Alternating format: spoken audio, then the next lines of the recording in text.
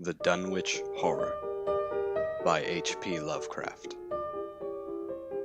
Gorgons and hydras and chimeras, dire stories of Keleno and the Harpies, may reproduce themselves in the brain of superstition, but they were there before. They are transcripts, types. The archetypes are in us, and eternal. How else should the recital of that which we know in a waking sense to be false come to affect us at all? Is it that we naturally conceive terror from such objects, considered in their capacity of being able to inflict upon us bodily injury? Oh, least of all, these terrors are of older standing. They date beyond body, or without the body. They would have been the same. That the kind of fear here treated is purely spiritual, that it is strong in proportion as it is objectless on earth, that it predominates in the period of our sinless infancy, our difficulties, the solution of which might afford some probable insight into our anti-mundane condition, and a peep, at least, into the shadowland of pre-existence. Charles Lamb, Witches and Other Night Fears. 1. When a traveler in north-central Massachusetts takes the wrong fork at the junction of the Aylesbury Pike just beyond Dean's Corners, he comes upon a lonely and curious country. The ground gets higher, and the briar-bordered stone walls press closer and closer against the ruts of the dusty, curvy road.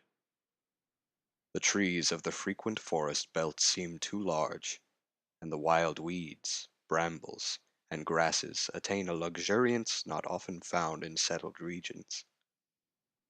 At the same time, the planted fields appear singularly few and barren, while the sparsely scattered houses wear a surprisingly uniform aspect of age, squalor, and dilapidation. Without knowing why, one hesitates to ask directions from the gnarled, solitary figures spied now and then on crumbling doorsteps or on the sloping, rock-strewn meadows. Those figures are so silent and furtive that one feels somehow confronted by forbidden things with which it would be better to have nothing to do. When a rise in the road brings the mountains in view above the deep woods, the feeling of strange uneasiness is increased. The summits are too rounded and symmetrical to give a sense of comfort and naturalness, and sometimes the sky silhouettes, with especial clearness, the queer circles of tall stone pillars with which most of them are crowned. Gorges and ravines of problematical depth intersect the way, and the crude wooden bridges always seem of dubious safety. When the road dips again, there are stretches of marshland that one instinctively dislikes, and indeed almost fears at evening, when unseen whippoorwills chatter and the fireflies come out in abnormal profusion to dance to the raucous, creepily insistent rhythms of stridently piping bullfrogs. The thin, shining line of the Miskatonic's upper reaches has an oddly serpent-like suggestion as it winds close to the feet of the domed hills among which it rises. As the hills draw nearer, one heeds their wooded sides more than their stone-crowned tops. Those sides loom up so darkly and precipitously that one wishes they would keep their distance, but there is no road by which to escape them. Across a covered bridge one sees a small village huddled between the stream and the vertical slope of Round Mountain, and wonders at the cluster of rotting gambrel roofs, bespeaking an earlier architectural period than that of the neighboring region. It is not reassuring to see, on a closer glance, that most of the houses are deserted and falling to ruin, and that the broken steepled church now harbors the one slovenly mercantile establishment of the hamlet. One dreads to trust the tenebrous tunnel of the bridge, yet there is no way to avoid it. Once across, it is hard to prevent the impression of a faint malign odor about the village street, as of the massed mold and decay of centuries. It is always a relief to get clear of the place, and to follow the narrow road around the base of the hills and across the level country beyond till it rejoins the Aylesbury Pike. Afterward, one sometimes learns that one has been through Dunwich. Outsiders visit Dunwich as seldom as possible, and since a certain season of horror, all the signboards pointing toward it have been taken down. The scenery, judged by an ordinary aesthetic canon, is more than commonly beautiful. Yet there is no influx of artists or summer tourists. 2 centuries ago, when talk of witch blood, Satan worship, and strange forest presences was not laughed at, it was the custom to give reasons for avoiding the locality. In our sensible age, since the Dunwich Horror of 1928 was hushed up by those who had the towns and the world's welfare at heart, people shun it without knowing exactly why. Perhaps one reason, though it cannot apply to uninformed strangers, is that the natives are now repellently decadent, having gone far along that path of retrogression so common in many New England backwaters. They have come to form a race by themselves, with the well-defined mental and physical stigmata of degeneracy and inbreeding. The average of their intelligence is woefully low, whilst their annals reek of overt viciousness, and of half-hidden murders, incests, and deeds of almost unnameable violence and perversity. The old gentry, representing the 2 or 3 emigrous families which came from Salem in 1692, have kept somewhat above the general level of decay, though many branches are sunk into the sordid populace so deeply that only their names remain as a key to the origin they disgrace. Some of the Whateleys and bishops still send their eldest sons to Harvard and Miskatonic, though those sons seldom return to the moldering gambrel roofs under which they and their ancestors were born. No one, even those who have the facts concerning the recent horror, can say just what is the matter with Dunwich.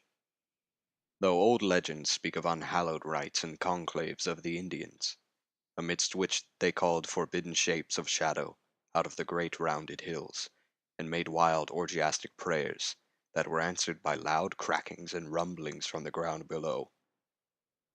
In 1747, the Reverend Abijah Whateley, newly come to the Congregational Church at Dunwich Village, preached a memorable sermon on the close presence of Satan and his imps, in which he said, "It must be allowed that these blasphemies of an infernal train of demons are matters of too common knowledge to be denied. The cursed voices of Azazel and Buzrael, of Beelzebub and Belial, being heard now from underground by above a score of credible witnesses now living.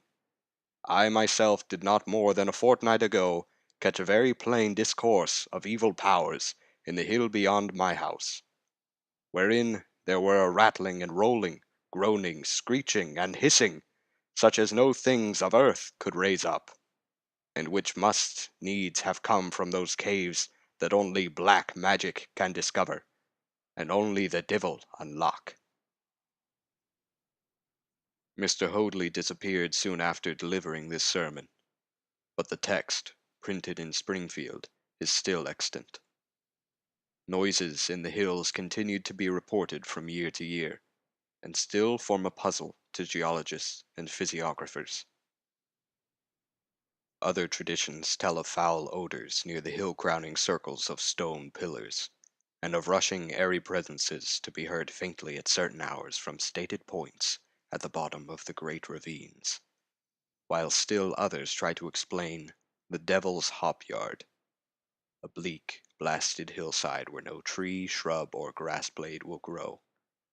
Then, too, the natives are mortally afraid of the numerous whippoorwills which grow vocal on warm nights. It is vowed that the birds are sycophants lying in wait for the souls of the dying, and that they time their eerie cries in unison with the sufferer's struggling breath. If they can catch the fleeing soul when it leaves the body, they instantly flutter away, chittering in demoniac laughter.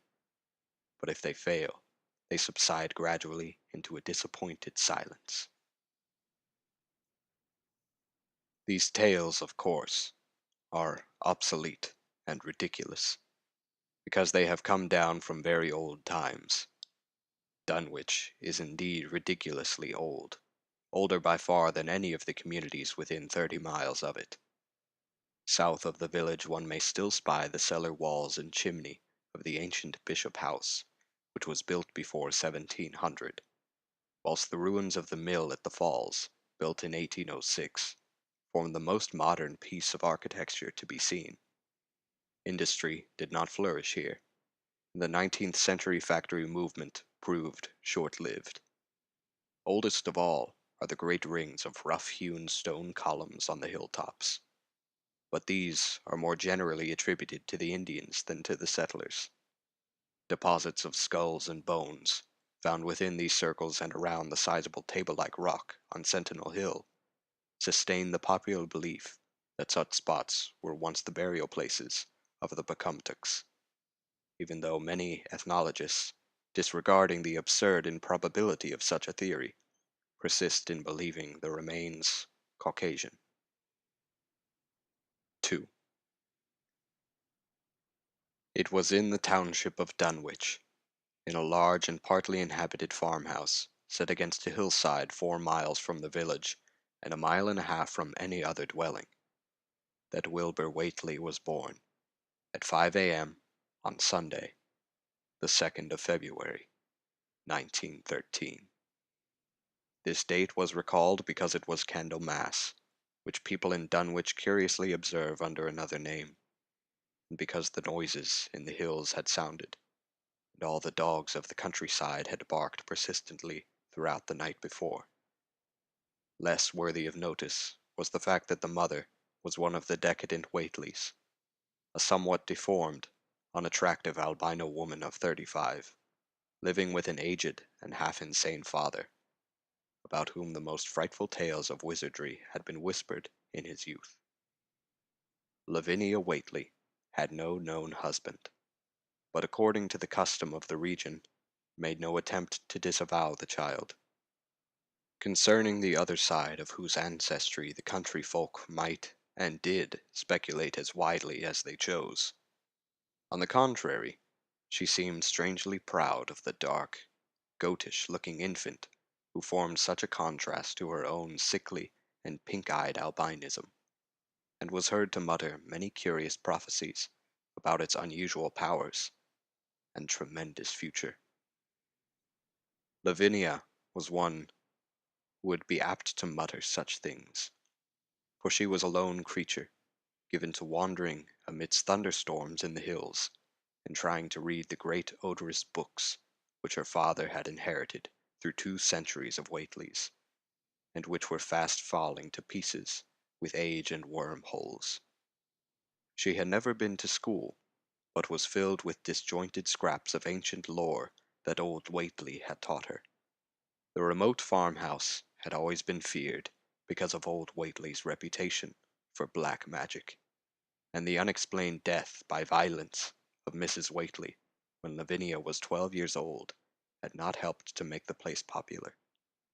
Isolated among strange influences, Lavinia was fond of wild and grandiose daydreams and singular occupations, nor was her leisure much taken up by household cares in a home from which all standards of order and cleanliness had long since disappeared. There was a hideous screaming which echoed above even the hill noises, and the dogs barking on the night Wilbur was born.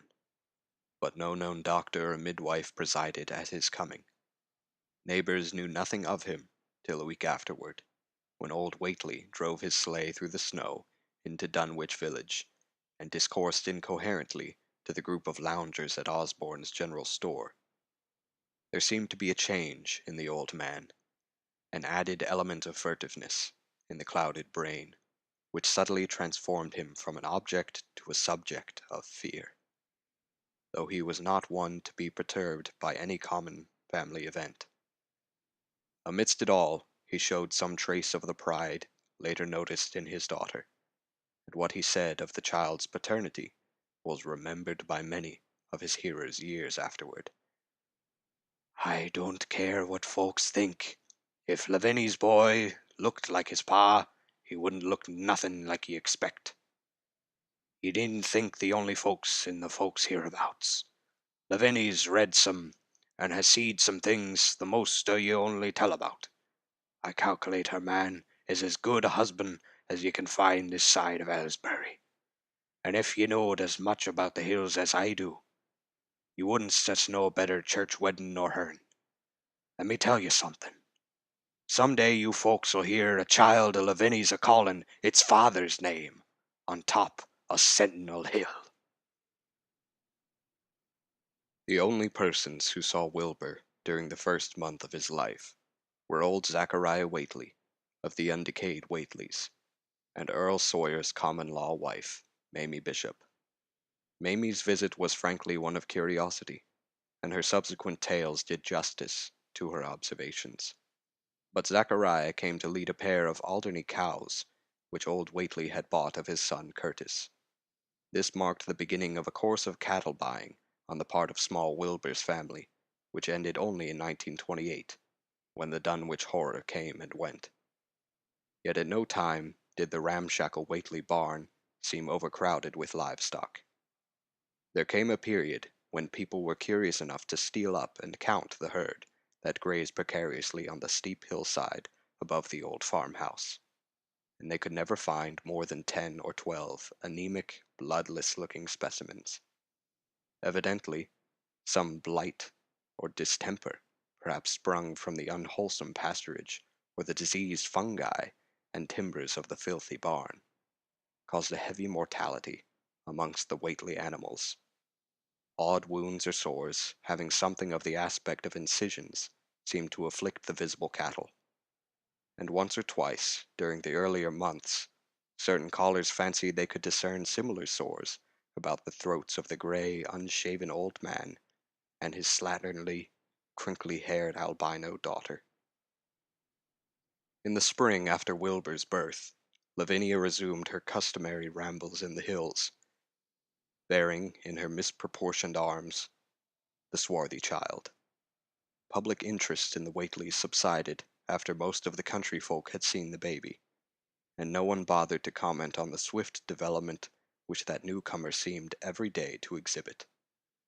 Wilbur's growth was indeed phenomenal, for within 3 months of his birth he had attained a size and muscular power not usually found in infants under a full year of age. His motions and even his vocal sounds showed a restraint and deliberateness highly peculiar in an infant, and no one was really unprepared when, at 7 months, he began to walk unassisted, with falterings which another month was sufficient to remove. It was somewhat after this time, on Halloween, that a great blaze was seen at midnight on the top of Sentinel Hill, where the old table-like stone stands amidst its tumulus of ancient bones. Considerable talk was started when Silas Bishop, of the undecayed bishops, mentioned having seen the boy running sturdily up that hill ahead of his mother, about an hour before the blaze was remarked.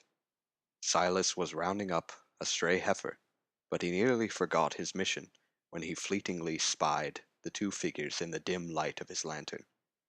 They darted almost noiselessly through the underbrush, and the astonished watcher seemed to think they were entirely unclothed. Afterward he could not be sure about the boy, who may have had some kind of fringed belt and a pair of dark trunks or trousers on. Wilbur was never subsequently seen alive, and conscious without complete and tightly buttoned attire, the disarrangement or threatened disarrangement of which always seemed to fill him with anger and alarm. His contrast with his squalid mother and grandfather in this respect was thought very notable until the horror of 1928 suggested the most valid of reasons. The next January gossips were mildly interested in the fact that Lavini's black brat had commenced to talk, and at the age of only 11 months. His speech was somewhat remarkable, both because of its difference from the ordinary accents of the region, and because it displayed a freedom from infantile lisping, of which many children of 3 or 4 might well be proud. The boy was not talkative, yet when he spoke, he seemed to reflect some elusive element, wholly unpossessed by Dunwich and its denizens. The strangeness did not reside in what he said, or even in the simple idioms he used, but seemed vaguely linked with his intonation, or with the internal organs that produced the spoken sounds. His facial aspect, too, was remarkable for its maturity, for though he shared his mother's and grandfather's chinlessness, his firm and precociously shaped nose, united with the expression of his large, dark, almost Latin eyes, to give him an air of quasi-adulthood and well-nigh preternatural intelligence. He was, however, exceedingly ugly, despite his appearance of brilliancy, there being something almost goatish or animalistic about his thick lips, large pored yellowish skin, coarse crinkly hair, and oddly elongated ears. He was soon disliked, even more decidedly than his mother and grandsire, and all conjectures about him were spiced with references to the bygone magic of old Whateley, and how the hills once shook when he shrieked the dreadful name of Yog Sothoth in the midst of a circle of stones, with a great book open in his arms before him. Dogs abhorred the boy, and he was always obliged to take various defensive measures against their barking menace. 3. Meanwhile, old Whately continued to buy cattle without measurably increasing the size of his herd. He also cut timber and began to repair the unused parts of his house, a spacious, peaked-roofed affair whose rear end was buried entirely in the rocky hillside, and whose 3 least ruined ground-floor rooms had always been sufficient for himself and his daughter. There must have been prodigious reserves of strength in the old man to enable him to accomplish so much hard labor, and though he still babbled dementedly at times, his carpentry seemed to show the effects of sound calculation. It had already begun as soon as Wilbur was born, when one of the many tool sheds had been put suddenly in order, clapboarded, and fitted with a stout, fresh lock.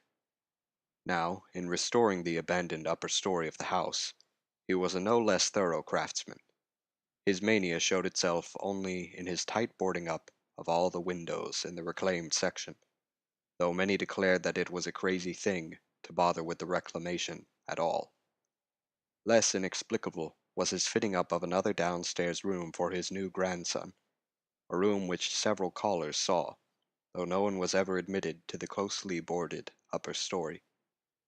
This chamber he lined with tall, firm shelving, along which he began gradually to arrange, in apparently careful order, all the rotting ancient books and parts of books which during his own day had been heaped promiscuously in odd corners of the various rooms.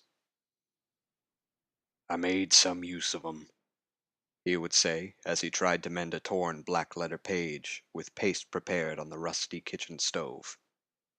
"But the boy's fitting to make better use of 'em. He'd oughter have 'em as well sot as he kin, for they're going to be all of his larnin'." When Wilbur was a year and 7 months old, in September of 1914, his size and accomplishments were almost alarming. He had grown as large as a child of 4, and was a fluent and incredibly intelligent talker. He ran freely about the fields and hills, and accompanied his mother on all her wanderings. At home, he would pore diligently over the queer pictures and charts in his grandfather's books, while old Whately would instruct and catechize him through long, hushed afternoons. By this time, the restoration of the house was finished, and those who watched it wondered why one of the upper windows had been made into a solid plank door. It was a window in the rear of the east gable end, close against the hill, and no one could imagine why a cleated wooden runway was built up to it from the ground. About the period of this work's completion, people noticed that the old tool house, tightly locked and windowlessly clapboarded since Wilbur's birth, had been abandoned again. The door swung listlessly open, and when Earl Sawyer once stepped within after a cattle-selling call on old Whately, he was quite discomposed by the singular odor he encountered. Such a stench, he averred, as he had never before smelt in all his life except near the Indian circles on the hills, and which could not come from anything sane or of this earth. But then, the homes and sheds of Dunwich folk have never been remarkable for olfactory immaculateness. The following months were void of visible events, save that everyone swore to a slow but steady increase in the mysterious hill noises. On May Eve of 1915, there were tremors which even the Aylesbury people felt, whilst the following Halloween produced an underground rumbling queerly synchronized with bursts of flame, them witch Whately's doings, from the summit of Sentinel Hill. Wilbur was growing up uncannily, so that he looked like a boy of 10 as he entered his 4th year. He read avidly by himself now, but talked much less than formerly. A settled taciturnity was absorbing him, and for the first time people began to speak specifically of the dawning look of evil in his goatish face. He would sometimes mutter an unfamiliar jargon, and chant in bizarre rhythms which chilled the listener with a sense of unexplainable terror. The aversion displayed toward him by dogs had now become a matter of wide remark, and he was obliged to carry a pistol in order to traverse the countryside in safety. His occasional use of the weapon did not enhance his popularity amongst the owners of canine guardians. A few callers at the house would often find Lavinia alone on the ground floor, while odd cries and footsteps resounded in the boarded-up second story. She would never tell what her father and the boy were doing up there, though once she turned pale and displayed an abnormal degree of fear when a jocose fish peddler tried the locked door leading to the stairway. That peddler told the store loungers at Dunwich Village that he thought he heard a horse stamping on that floor above. The loungers reflected, thinking of the door and runway, and of the cattle that so swiftly disappeared. Then they shuddered as they recalled tales of old Whately's youth, and of the strange things that are called out of the earth when a bullock is sacrificed at the proper time to certain heathen gods. It had for some time been noticed that dogs had begun to hate and fear the whole Whately place as violently as they hated and feared young Wilbur personally. In 1917, the war came, and Squire Sawyer Whately, as chairman of the local draft board, had hard work finding a quota of young Dunwich men fit even to be sent to a development camp. The government, alarmed at such signs of wholesale regional decadence, sent several officers and medical experts to investigate, conducting a survey which New England newspaper readers may still recall. It was the publicity attending this investigation which set reports on the track of the Whateleys, and caused the Boston Globe and Arkham Advertiser to print flamboyant Sunday stories of young Wilbur's precociousness, old Whately's black magic, the shelves of strange books, the sealed second story of the ancient farmhouse, and the weirdness of the whole region and its hill noises. Wilbur was 4 and a half then, and looked like a lad of 15. His lips and cheeks were fuzzy with a coarse dark brown, and his voice had begun to break. Earl Sawyer went out to the Whately place with both sets of reporters and cameramen, and called their attention to the queer stench which now seemed to trickle down from the sealed upper spaces. It was, he said, exactly like a smell he had found in the tool shed, abandoned when the house was finally repaired, and like the faint odors which he sometimes thought he caught near the stone circles on the mountains. Dunwich folk read the stories when they appeared, and grinned over the obvious mistakes. They wondered, too, why the writers made so much of the fact that old Whately always paid for his cattle in gold pieces of extremely ancient date. The Whateleys had received their visitors with ill-concealed distaste, though they did not dare court further publicity by violent resistance or refusal to talk. 4. For a decade, The annals of the Whateleys sink indistinguishably into the greater life of a morbid community, used to their queer ways, and hardened to their May Eve and All Hallows orgies.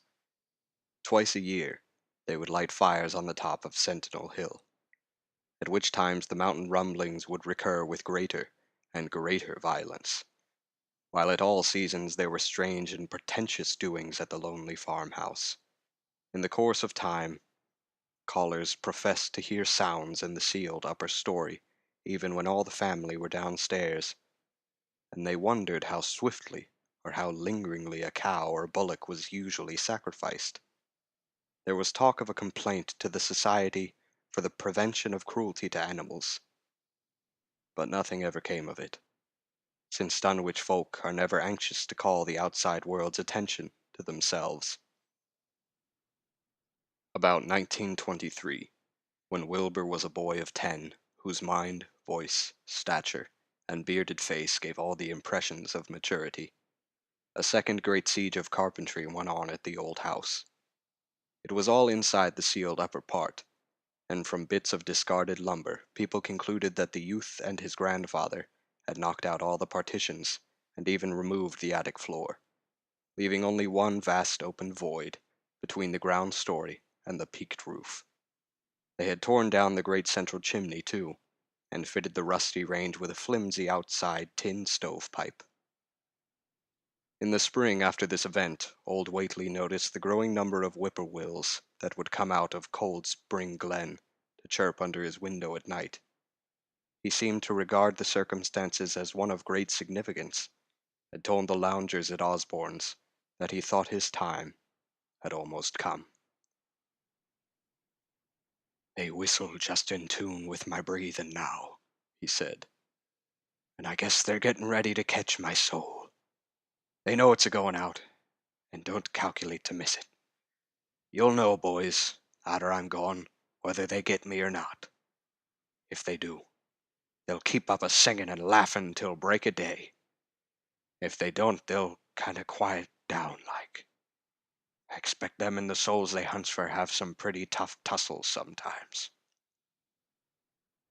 On Lammas night, 1924, Dr. Houghton of Aylesbury was hastily summoned by Wilbur Whateley, who had lashed his one remaining horse through the darkness and telephoned from Osborne's in the village. He found old Whateley in a very grave state, with a cardiac action and stertorous breathing that told of an end not far off. The shapeless albino daughter and oddly bearded grandson stood by the bedside, whilst from the vacant abyss overhead there came a disquieting suggestion of rhythmical surging or lapping, as of the waves on some level bench. The doctor, though, was chiefly disturbed by the chattering night birds outside, a seemingly limitless legion of whippoorwills that cried their endless message in repetitions timed diabolically to the wheezing gasps of the dying man. It was uncanny and unnatural. Too much, thought Dr. Houghton, like the whole of the region he had entered so reluctantly in response to the urgent call. Toward 1 o'clock, old Whateley gained consciousness and interrupted his wheezing to choke out a few words to his grandson. "More space, Willie. More space soon. You grows, and that grows faster. It'll be ready to sarve ye soon, boy. Open up the gates to Yog-Sothoth with the long chant that you'll find on page 751 of the complete edition, and then put a match to the prison. Fire from earth can't burn it now." He was obviously quite mad.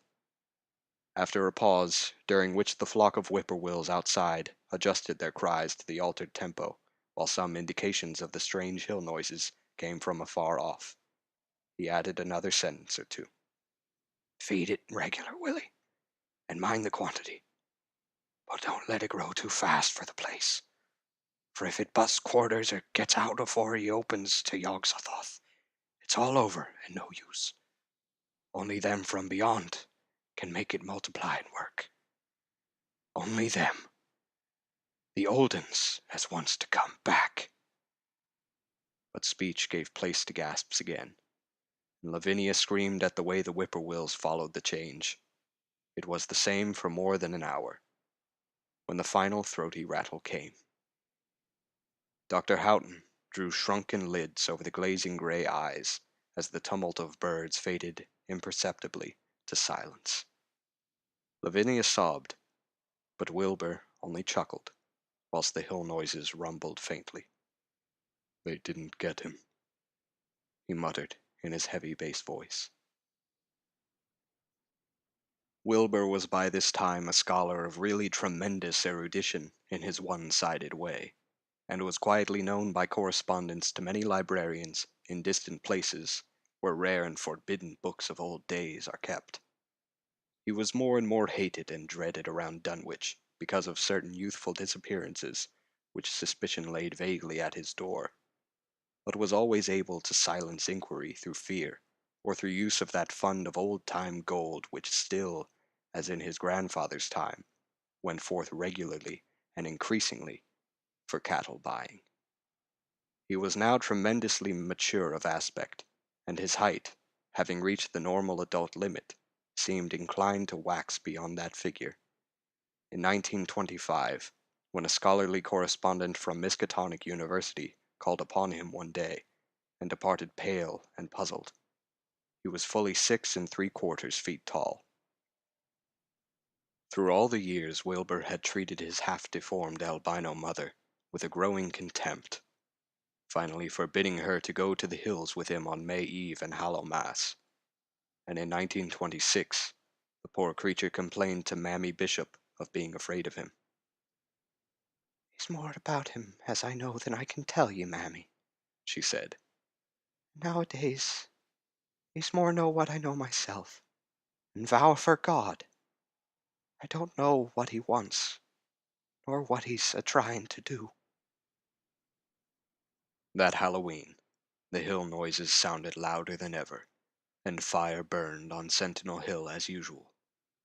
But people paid more attention to the rhythmical screaming of vast flocks of unnaturally belated whippoorwills, which seemed to be assembled near the unlighted Whateley farmhouse. After midnight, their shrill notes burst into a kind of pandemoniac cachinnation which filled all the countryside, and not until dawn did they finally quiet down. Then they vanished, hurrying southward where they were fully a month overdue. What this meant, no one could quite be certain till later. None of the country folk seemed to have died, but poor Lavinia Whateley, the twisted albino, was never seen again. In the summer of 1927, Wilbur repaired 2 sheds in the farmyard and began moving his books and effects out to them. Soon afterward, Earl Sawyer told the loungers at Osborne's that more carpentry was going on in the Whateley farmhouse. Wilbur was closing all the doors and windows on the ground floor, and seemed to be taking out partitions, as he and his grandfather had done upstairs 4 years before. He was living in one of the sheds, and Sawyer thought he seemed unusually worried and tremulous. People generally suspected him of knowing something about his mother's disappearance, and very few ever approached his neighborhood now. His height had increased to more than 7 feet, and showed no signs of ceasing its development. 5. The following winter brought an event no less strange than Wilbur's first trip outside the Dunwich region. Correspondence with the Widener Library at Harvard, the Bibliothèque Nationale in Paris, the British Museum, the University of Buenos Aires, and the Library of Miskatonic University of Arkham had failed to get him the loan of a book he desperately wanted. So at length he set out in person, shabby, dirty, bearded, and uncouth of dialect, to consult the copy at Miskatonic, which was the nearest to him geographically.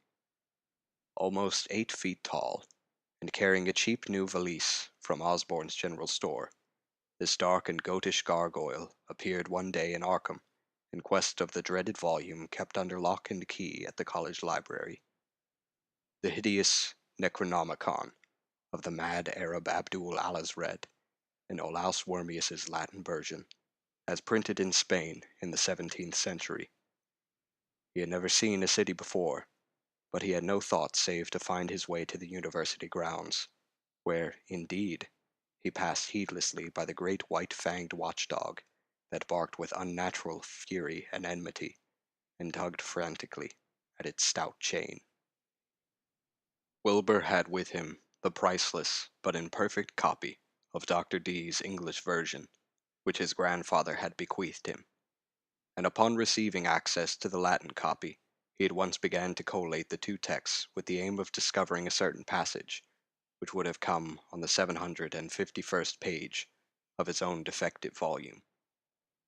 This much he could not civilly refrain from telling the librarian, the same erudite Henry Armitage, A.M. Miskatonic, Ph.D. Princeton, Lit. D. Johns Hopkins, who had once called at the farm, and who now politely plied him with questions.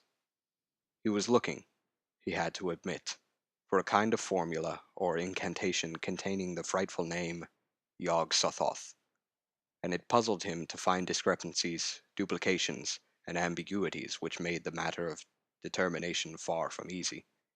As he copied the formula he finally chose, Dr. Armitage looked involuntarily over his shoulder at the open pages, the left-hand one of which, in the Latin version, contained such monstrous threats to the peace and sanity of the world.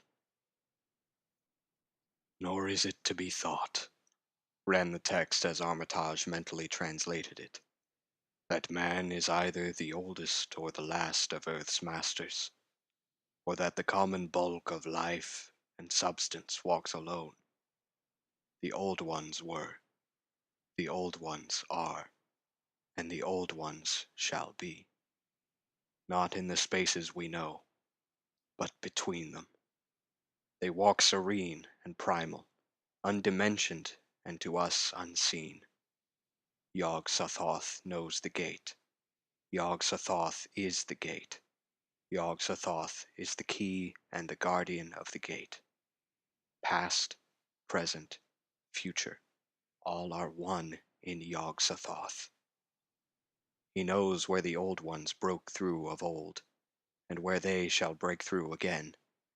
He knows where they have trod earth's fields, and where they still tread them, and why no one can behold them as they tread.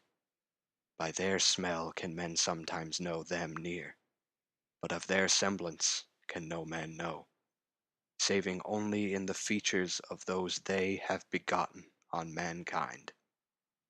And of those are they many sorts, differing in likeness from man's truest eidolon to that shape without sight or substance which is them. They walk unseen and foul in lonely places where the words have been spoken and the rites howled through at their seasons. The wind gibbers with their voices, and the earth mutters with their consciousness. They bend the forest and crush the city, yet may not forest or city behold the hand that smites. Kadath in the cold waste hath known them, and what man knows Kadath? The ice desert of the south and the sunken isles of ocean hold stones whereon their seal is engraven. But who hath seen the deep frozen city, or the sealed tower long garlanded with seaweed and barnacles? Great Cthulhu is their cousin, yet can he spy them only dimly. La Shub-Niggurath. As a foulness shall ye know them. Their hand is at your throats, yet ye see them not, and their habitation is even one with your guarded threshold. Yog-Sothoth is the key to the gate, whereby the spheres meet. Man rules now where they ruled once. They shall soon rule where man rules now. After summer is winter, and after winter summer. They wait patient and potent, for here shall they reign again. Dr. Armitage, associating what he was reading with what he had heard of Dunwich and its brooding presences, and of Wilbur Whateley and his dim, hideous aura that stretched from a dubious birth to a cloud of probable matricide, felt a wave of fright as tangible as a draught of the tomb's cold clamminess. The bent, goatish giant before him seemed like the spawn of another planet or dimension, like something only partly of mankind, and linked to black gulfs of essence and entity that stretched like titan phantasms beyond all spheres of force and matter, space and time. Presently, Wilbur raised his head and began speaking in that strange resonant fashion which hinted at sound-producing organs unlike the rest of mankind's. "Mr. Armitage," he said, "I calculate I've got to take that book home. These things in it I've got to try it under startin' conditions that I can't get here, and it'd be a mortal sin to let a red tape rule hold me up. Let me take it along, sir, and I'll swear they won't nobody know the difference. I don't need to tell you I'll take good care of it. It wasn't me that put this D copy in the shape it is." He stopped as he saw firm denial on the librarian's face, and his own goatish features grew crafty. Armitage, half ready to tell him he might make a copy of what parts he needed, thought suddenly of the possible consequences, and checked himself. There was too much responsibility in giving such a being the key to such blasphemous outer spheres. Whately saw how things stood, and tried to answer lightly.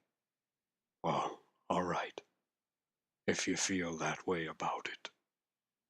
Maybe Harvard won't be so fussy as you be." And without saying more, he rose and strode out of the building, stooping at each doorway. Armitage heard the savage yelping of the great watchdog, and studied Whately's gorilla-like lope as he crossed the bit of campus visible from the window. He thought of the wild tales he had heard, and recalled the old Sunday stories in the Advertiser. These things, and the lore he had picked up from Dunwich rustics and villagers during his one visit there.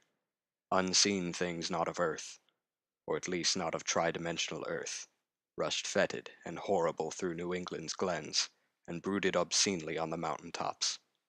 Of this he had long felt certain. Now he seemed to sense the close presence of some terrible part of the intruding horror, and to glimpse a hellish advance in the black dominion of the ancient and once passive nightmare. He locked away the Necronomicon with a shudder of disgust, but the room still reeked with an unholy and unidentifiable stench. "As a foulness shall ye know them," he quoted. Yes, the odor was the same as that which had sickened him at the Whately farmhouse less than 3 years before. He thought of Wilbur, goatish and ominous once again, and laughed mockingly at the village rumors of his parentage.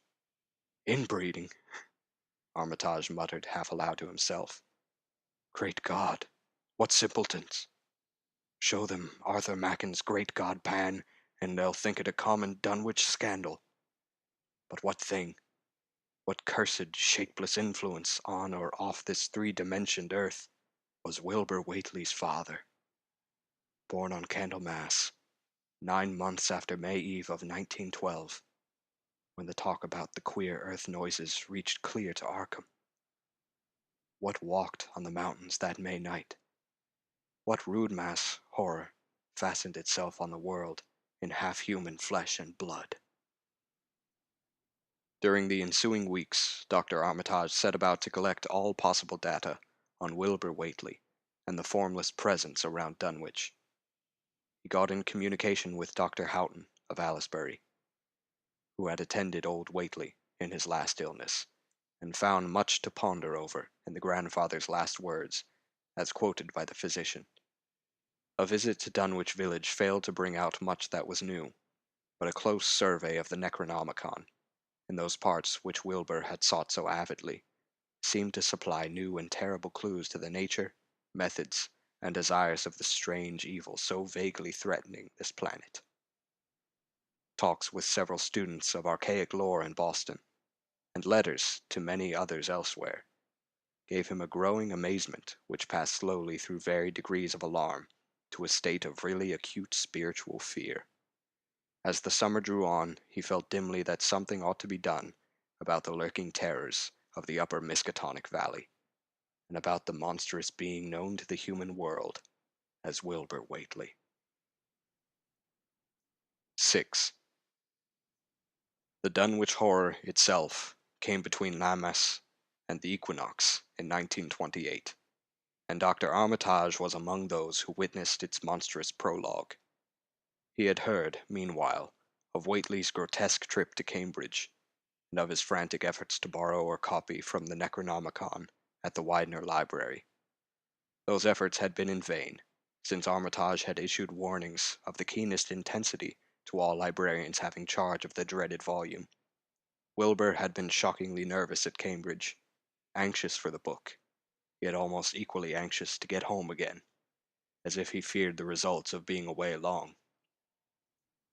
Early in August, the half-expected outcome developed, and in the small hours of the 3rd, Dr. Armitage was awakened suddenly by the wild, fierce cries of the savage watchdog on the college campus.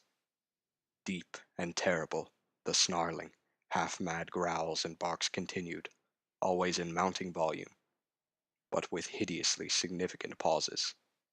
Then there rang out a scream from a wholly different throat, such a scream as roused half the sleepers of Arkham and haunted their dreams ever afterward, such a scream as could come from no being born of earth or wholly of earth.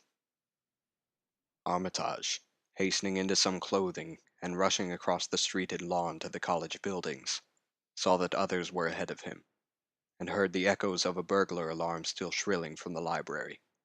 An open window showed black and gaping in the moonlight.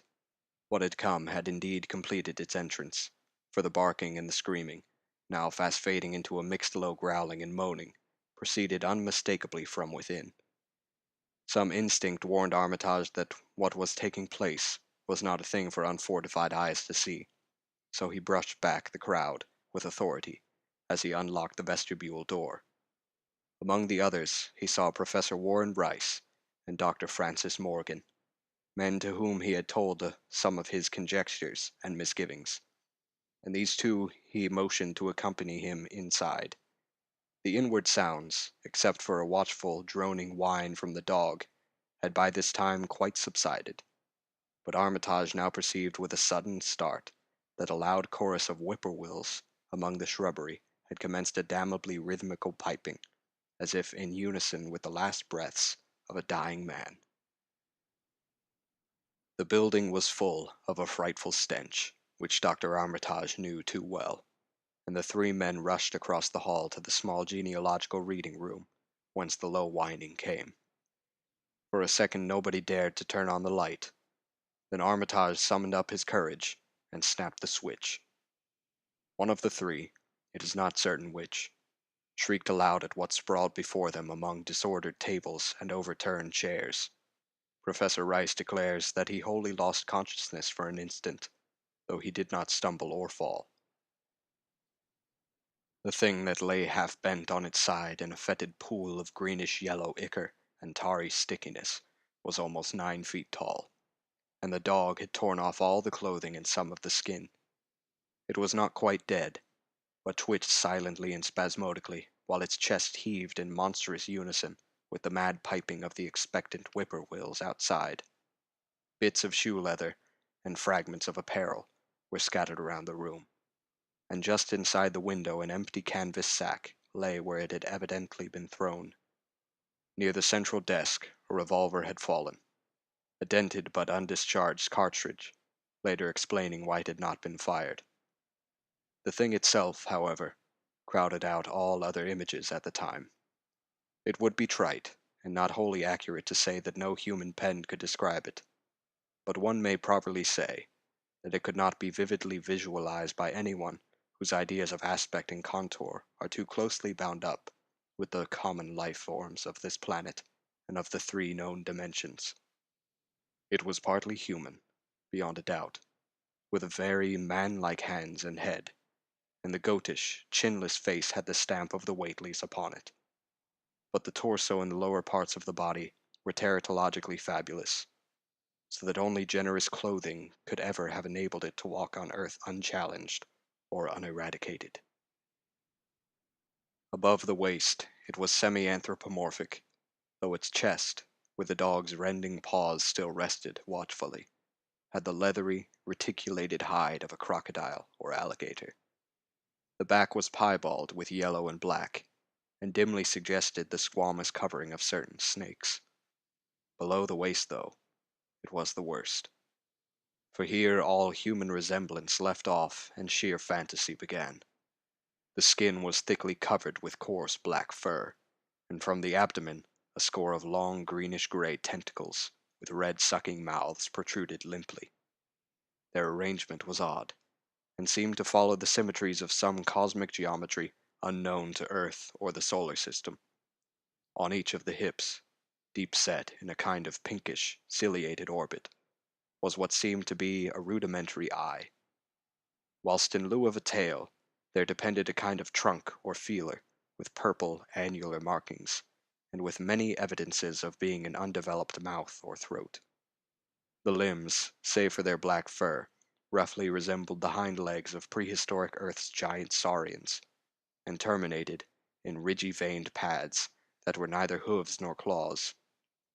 When the thing breathed, its tail and tentacles rhythmically changed color, as if from some circulatory cause normal to the non-human side of its ancestry. In the tentacles this was observable as a deepening of the greenish tinge, whilst in the tail it was manifest as a yellowish appearance which alternated with a sickly grayish-white in the spaces between the purple rings. Of genuine blood there was none, only the fetid greenish-yellow ichor, which trickled along the painted floor beyond the radius of the stickiness, and left a curious discoloration behind it. As the presence of the three men seemed to rouse the dying thing, it began to mumble without turning or raising its head. Dr. Armitage made no written record of its mouthings, but asserts confidently that nothing in English was uttered. At first the syllables defied all correlation with any speech of Earth, but toward the last there came some disjointed fragments, evidently taken from the Necronomicon, that monstrous blasphemy, in a quest of which the thing had perished. These fragments, as Armitage recalls them, ran something like Ngai, nga, nga, magsagog, ya, yoksodod, yoksodod. They trailed off into nothingness as the whippoorwill shrieked in rhythmical crescendos of unholy anticipation. Then came a halt in the gasping, and the dog raised its head in a long, lugubrious howl. A change came over the yellow, goatish face of the prostrate thing, and the great black eyes fell in appallingly. Outside the window, the shrilling of the whippoorwills had suddenly ceased, and above the murmurs of the gathering crowd there came the sound of a panic-struck whirring and fluttering. Against the moon, vast clouds of feathery watchers rose and raced from sight, frantic at that which they had sought for prey. All at once the dog started up abruptly, gave a frightened bark, and leaped nervously out of the window by which it had entered. A cry rose from the crowd, and Dr. Armitage shouted to the men outside that no one must be admitted till the police or medical examiner came. He was thankful that the windows were just too high to permit of peering in, and drew the dark curtains carefully down over each one. By this time 2 policemen had arrived, and Dr. Morgan, meeting them in the vestibule, was urging them for their own sakes to postpone entrance to the stench-filled reading room till the examiner came and the prostrate thing could be covered up. Meanwhile, frightful changes were taking place on the floor. One need not describe the kind and rate of shrinkage and disintegration that occurred before the eyes of Dr. Armitage and Professor Rice, but it is permissible to say that, aside from the external appearance of face and hands, the really human element in Wilbur Whateley must have been very small. When the medical examiner came, there was only a sticky whitish mass on the painted boards, and the monstrous odor had nearly disappeared. Apparently Whateley had had no skull or bony skeleton, at least in any true or stable sense. He had taken somewhat after his unknown father. 7. Yet all this was only the prologue of the actual Dunwich Horror. Formalities were gone through by bewildered officials, Abnormal details were duly kept from press and public, and men were sent to Dunwich and Aylesbury to look up property and notify any who might be heirs of the late Wilbur Whateley. They found the countryside in great agitation, both because of the growing rumblings beneath the domed hills, and because of the unwonted stench and the surging, lapping sounds which came increasingly from the great empty shell formed by Whately's boarded-up farmhouse. Earl Sawyer, who tended the horse and cattle during Wilbur's absence, had developed a woefully acute case of nerves. The officials devised excuses not to enter the noisome boarded place, and were glad to confine their survey of the deceased's living quarters, the newly mended sheds, to a single visit. They filed a ponderous report at the courthouse of Aylesbury, and litigations concerning heirship are said to be still in progress amongst the innumerable Whateleys, decayed and undecayed, of the upper Miskatonic Valley. An almost interminable manuscript in strange characters, written in a huge ledger and adjudged a sort of diary because of the spacing and the variations in ink and penmanship, presented a baffling puzzle to those who found it on the old bureau which served as its owner's desk. After a week of debate, it was sent to Miskatonic University, together with the deceased's collection of strange books, for study and possible translation. But even the best linguists soon saw that it was not likely to be unriddled with ease. No trace of the ancient gold with which Wilbur and old Whateley always paid their debts has yet been discovered. It was in the dark of September 9th that the horror broke loose. The hill noises had been very pronounced during the evening, and dogs barked frantically all night. Early risers on the 10th noticed a peculiar stench in the air. About 7 o'clock, Luther Brown, the hired boy at George Corey's between Cold Spring Glen and the village, rushed frenziedly back from his morning trip to 10-Acre Meadow with the cows. He was almost convulsed with fright as he stumbled into the kitchen, and in the yard outside the no less frightened herd were pawing and lowing pitifully, having followed the boy back in the panic they shared with him. Between gasps, Luther tried to stammer out his tale to Mrs. Corey. "Up thar, in the wood beyond the glen, Miss Corey. They sudden been there. It smells like thunder, and all the bushes and little trees is pushed back from the wood like they'd a house been moved along it. And that ain't the worst neither. There's prints in the wood, Miss Corey. Great round prints as big as barrel heads, all sunk down deep like a elephant had been along. Only they's a sight more nor 4 feet could make. I looked at one or two afore I run, and I see every one was covered with lines spreading out from one place, like as if big palm leaf fans, twice or 3 times as big as they is, had been pounded down into the road, and the smell was awful, like what it is around Wizard Whately's old house." Here he faltered, and seemed to shiver afresh with the fright that had sent him flying home. Mrs. Corey, unable to extract more information, began telephoning the neighbors, thus starting on its rounds the overture of panic that heralded the major terrors. When she got Sally Sawyer, housekeeper at Seth Bishop's, the nearest place to Whately's, it became her turn to listen instead of transmit, for Sally's boy Chauncey, who slept poorly, had been up on the hill toward Whately's, and had dashed back in terror after one look at the place, and at the pasturage where Mr. Bishop's cows had been left out all night. "Yes, Mrs. Corey," came Sally's tremulous voice over the party wire. "Chauncey, he just come back a postin', and couldn't have talked for being scared. He says old Whately's house is all blowed up, with the timbers scattered round like they'd been dynamite inside. Only the bottom floor ain't through, and it's all covered with a kind of tar-like stuff that smells awful and drips down off'n the edges into the ground, where the side timbers is blown away.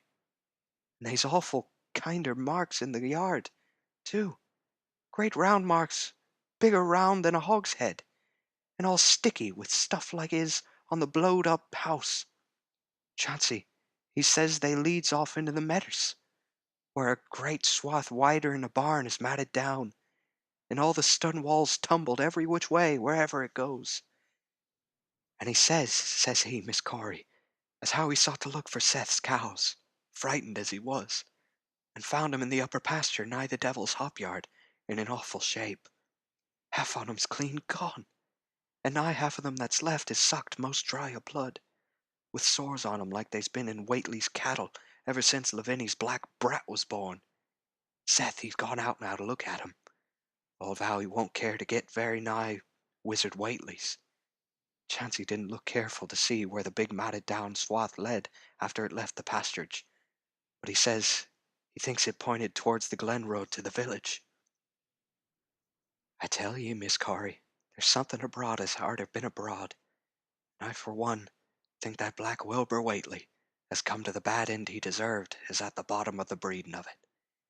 He wasn't all human hisself, I allus says to everybody, and I think he and old Whateley must have raised something in that there nailed-up house as ain't even so human as he was. They's allus been unseen things around Dunwich, living things, as ain't human and ain't good for human folks. The ground was a-talking last night, and towards morning, Chancey he heard the whippoorwill so loud in Cold Spring Glen he couldn't sleep none. Then he thought he heard another faint-like sound over toward Wizard Whateley's, kinder ripping or tearing of wood, like some big box or crate was being opened for off. What with this and that, he didn't get to sleep at all till sun-up, and no sooner was he up this morning. But he's got to go over to Whateley's and see what's the matter. He see soon enough, I tell you, Miss Corry. This don't mean no good, and I think as all the men folks ought to get up a party and do something. I know something's awful about it, and feel my time is nigh, though only God knows just what it is. Did your Luther take account of where them big tracks led to? No? Well, Miss Corry, if they was on the Glen Road, this side of the Glen, and ain't got to your house yet, I calculate they must go to the Glen itself. They would do that. I always says Cold Spring Glen ain't no healthy nor decent place. The whippoorwills and fireflies there never did act like they were creators of God.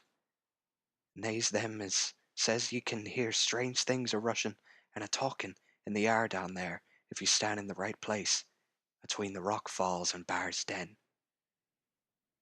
By that noon, fully 3/4 of the men and boys of Dunwich were trooping over the roads and meadows between the new-made Whateley ruins and Cold Spring Glen, examining in horror the vast, monstrous prints, the maimed bishop cattle, the strange, noisome wreck of the farmhouse, and the bruised, matted vegetation of the fields and roadsides. Whatever had burnt loose upon the world had assuredly gone down into the great sinister ravine, for all the trees on the banks were bent and broken, and a great avenue had been gouged in the precipice-hanging underbrush. It was as though a house, launched by an avalanche, had slid down through the tangled growths of the almost vertical slope. From below, no sound came, but only a distant, undefinable fetor, and it is not to be wondered at that the men preferred to stay on the edge and argue, rather than descend and beard the unknown cyclopean horror in its lair. 3 dogs that were with the party had barked furiously at first, but seemed cowed and reluctant when near the glen. Someone telephoned the news to the Aylesbury Transcript, but the editor accustomed to wild tales from Dunwich did no more than concoct a humorous paragraph about it, an item soon afterward reproduced by the Associated Press. That night, everyone went home, and every house and barn was barricaded as stoutly as possible. Needless to say, no cattle were allowed to remain in open pasturage.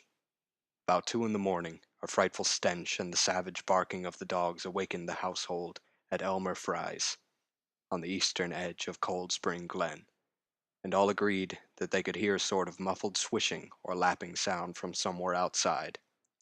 Mrs. Fry proposed telephoning the neighbors, and Elmer was about to agree when the noise of splintering wood burst in upon their deliberations. It came, apparently, from the barn, and was quickly followed by a hideous screaming and stamping amongst the cattle. The dogs slavered and crouched close to the feet of the fear-numbed family. Fry lit a lantern, through force of habit, but knew it would be death to go out into the black farmyard. The children and the womenfolk whimpered, kept from screaming by some obscure, vestigial instinct of defense, which told them their lives depended on silence. At last the noise of the cattle subsided to a pitiful moaning, and a great snapping, crashing, and crackling ensued. The Frys, huddled together in the sitting-room, did not dare to move until the last echoes died away, far down in Cold Spring Glen. Then, amidst the dismal moans from the stable and the demoniac piping of late whippoorwills in the glen, Selina Fry tottered to the telephone and spread what news she could of the second phase of the horror. The next day, all the countryside was in a panic, and cowed, uncommunicative groups came and went where the fiendish thing had occurred.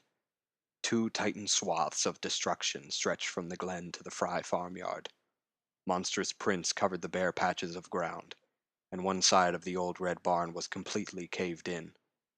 Of the cattle, only a quarter could be found and identified. Some of these were in curious fragments, and all that survived had to be shot. Earl Sawyer suggested that help be asked from Aylesbury or Arkham, but others maintained it would be of no use. Old Zebulon Whateley, of a branch that hovered about halfway between soundness and decadence, made darkly wild suggestions about rites that ought to be practiced on the hilltops. He came of a line where tradition ran strong, and his memories of chantings in the great stone circles were not altogether connected with Wilbur and his grandfather. Darkness fell upon a stricken countryside, too passive to organize for real defense.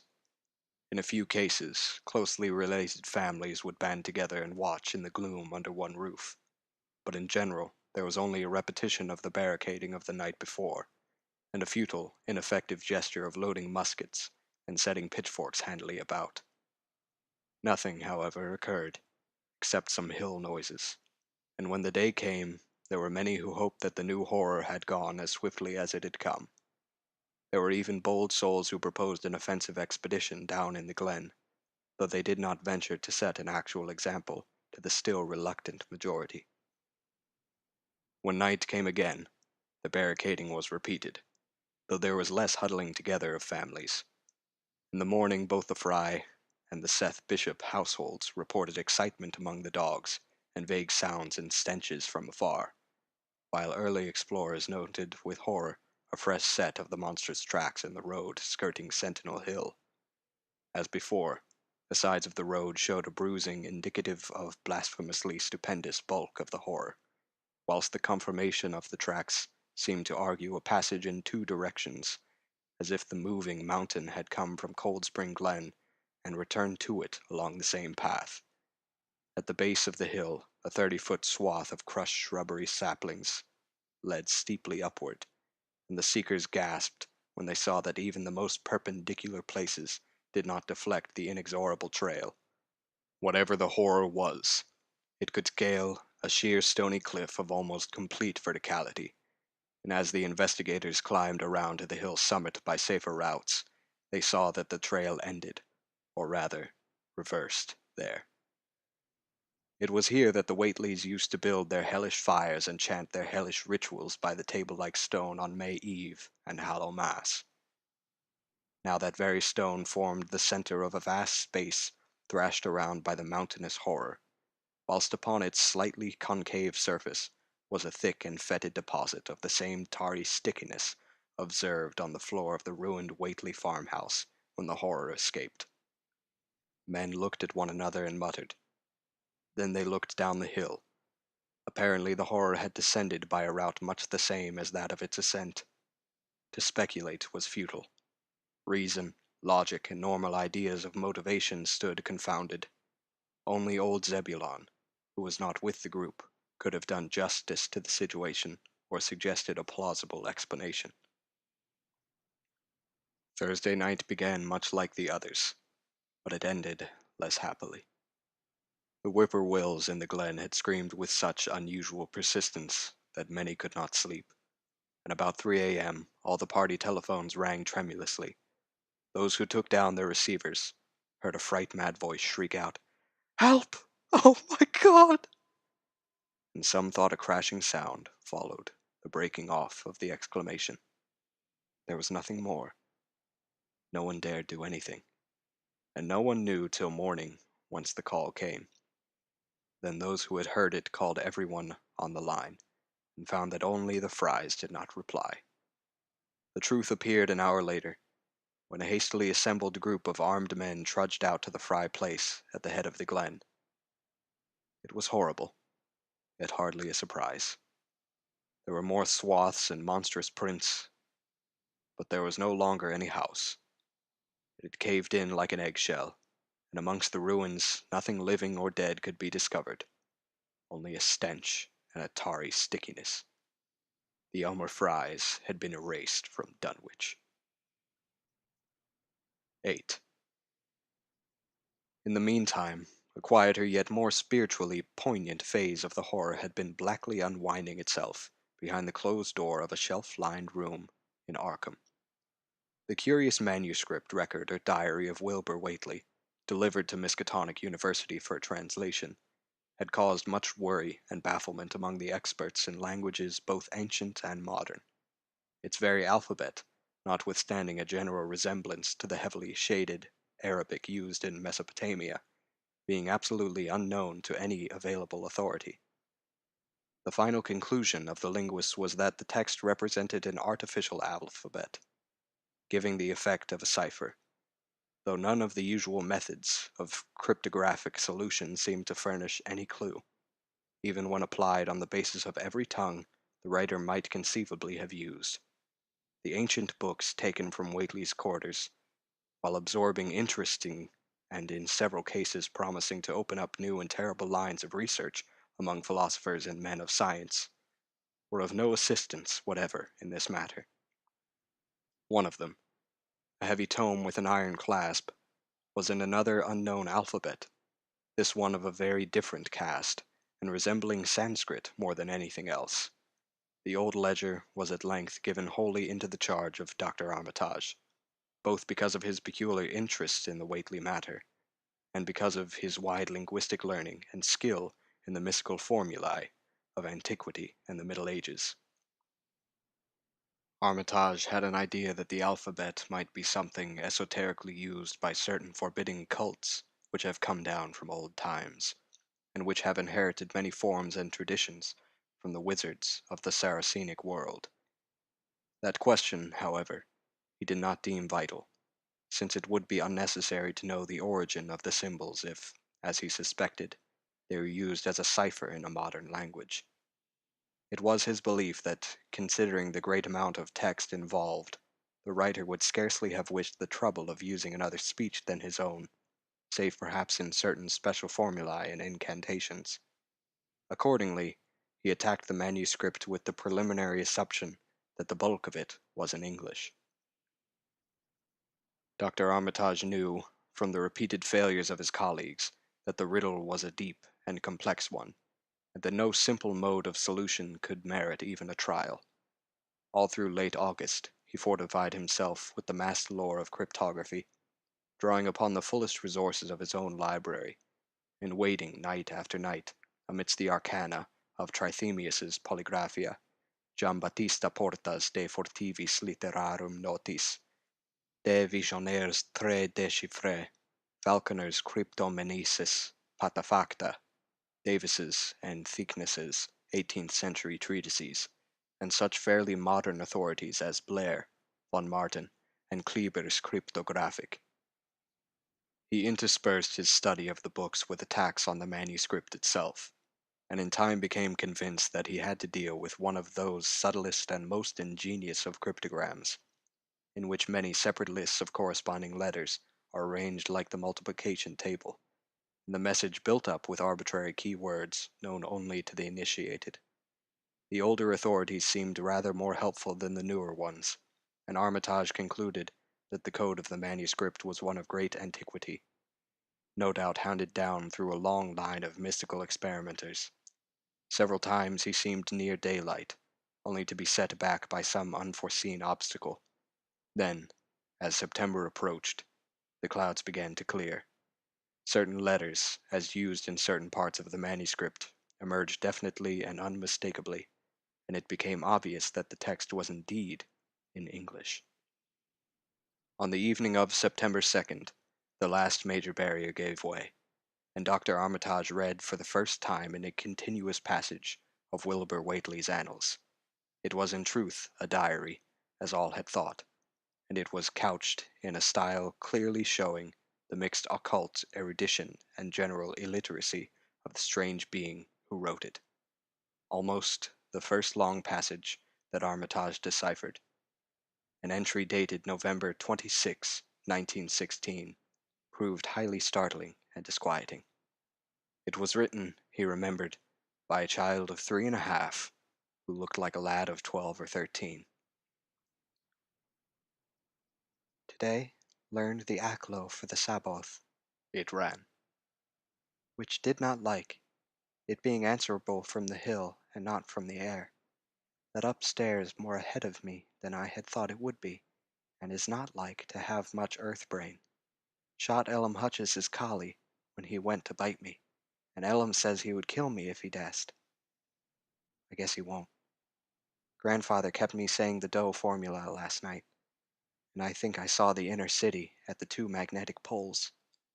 I shall go to those poles when the earth is cleared off, if I can't break through with the Dohna formula when I commit it. They from the air told me at Sabbat that it will be years before I can clear off the earth, and I guess grandfather will be dead then. So I shall have to learn all the angles of the planes and all the formulas between the and the Inger. They from outside will help, but they cannot take body without human blood. That upstairs looks like it will have the right cast. I can see it a little when I make the Voorish sign or blow the powder of Ibn Ghazi at it, and it is near like them at May Eve on the hill. The other face may wear off some. I wonder how I shall look when the earth is cleared, and there are no earth beings on it. He that came with the Aklo Sabaoth said I may be transfigured, there being much of outside to work on. Morning found Dr. Armitage in a cold sweat of terror and a frenzy of wakeful concentration. He had not left the manuscript all night, but sat at his table under the electric light, turning page after page, with shaking hands as fast as he could decipher the cryptic text. He had nervously telephoned his wife he would not be home, and when she brought him a breakfast from the house, he could scarcely dispose of a mouthful. All that day he read on, now and then halted maddeningly, as a reapplication of the complex key became necessary. Lunch and dinner were brought him, but he ate only the smallest fraction of either. Toward the middle of the next night he drowsed off in his chair, but soon woke, out of a tangle of nightmares almost as hideous as the truths and menaces to man's existence that he had uncovered. On the morning of September 4th, Professor Rice and Dr. Morgan insisted on seeing him for a while, and departed trembling and ashen gray. That evening he went to bed, but slept only fitfully. Wednesday, the next day, he was back at the manuscript, and began to take copious notes both from the current sections and from those he had already deciphered. In the small hours of that night he slept a little in an easy chair in his office, but was at the manuscript again before dawn. Some time before noon his physician, Dr. Hartwell, called to see him and insisted that he cease work. He refused, intimating that it was of the most vital importance for him to complete the reading of the diary, and promising an explanation in due course of time. That evening, just as twilight fell, he finished his terrible perusal and sank back exhausted. His wife, bringing his dinner, found him in a half-comatose state, but he was conscious enough to warn her off with a sharp cry when he saw her eyes wander toward the notes he had taken. Weakly rising, he gathered up the scribbled papers and sealed them all in a great envelope, which he immediately placed in his inside coat pocket. He had sufficient strength to get home, but was so clearly in need of medical aid that Dr. Hartwell was summoned at once. As the doctor put him to bed, he could only mutter over and over again, "But what, in God's name, can we do?" Dr. Armitage slept, but was partly delirious the next day.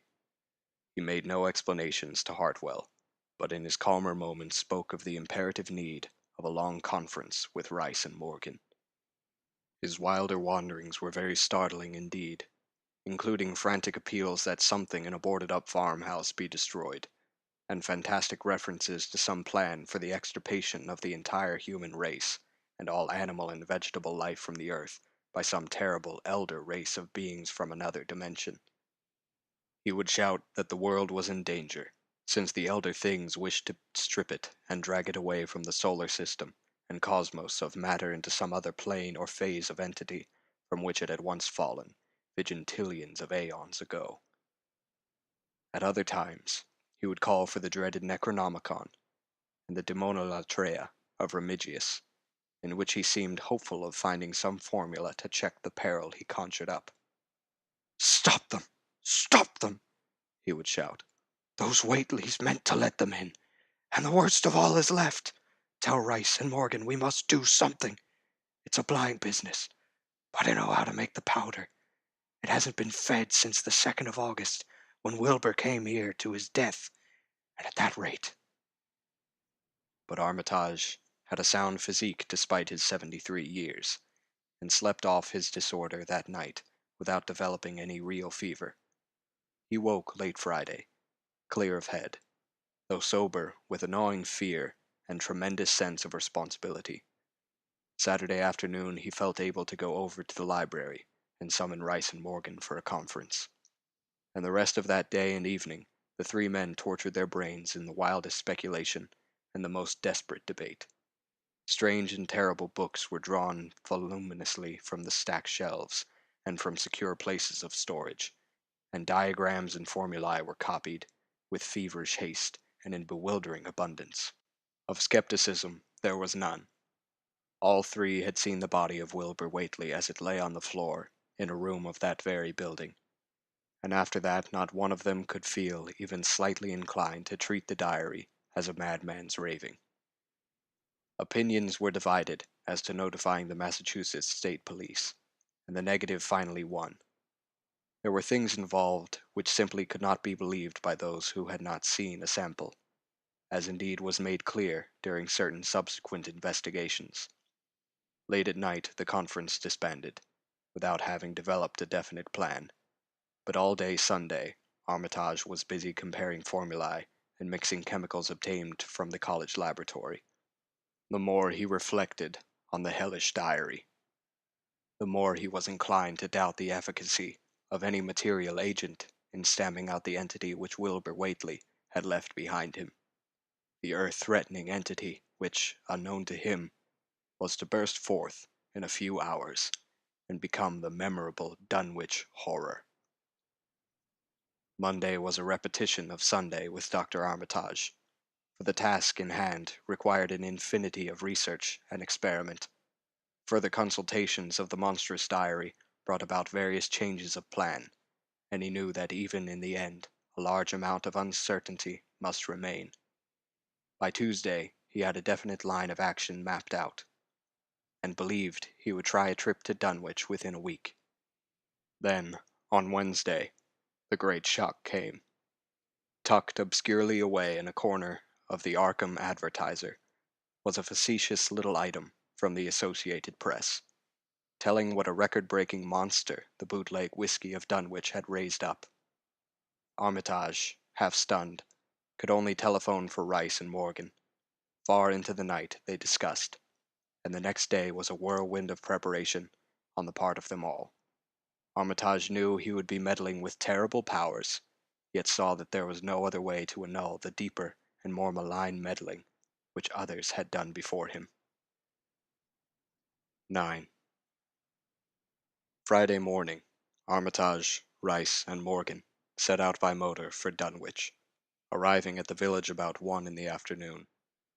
The day was pleasant, but even in the brightest sunlight a kind of quiet dread and portent seemed to hover about the strangely domed hills and the deep, shadowy ravines of the stricken region.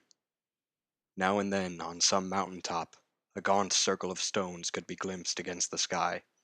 From the air of hushed fright at Osborne's store, they knew something hideous had happened, and soon learned of the annihilation of the Elmer Fry house and family.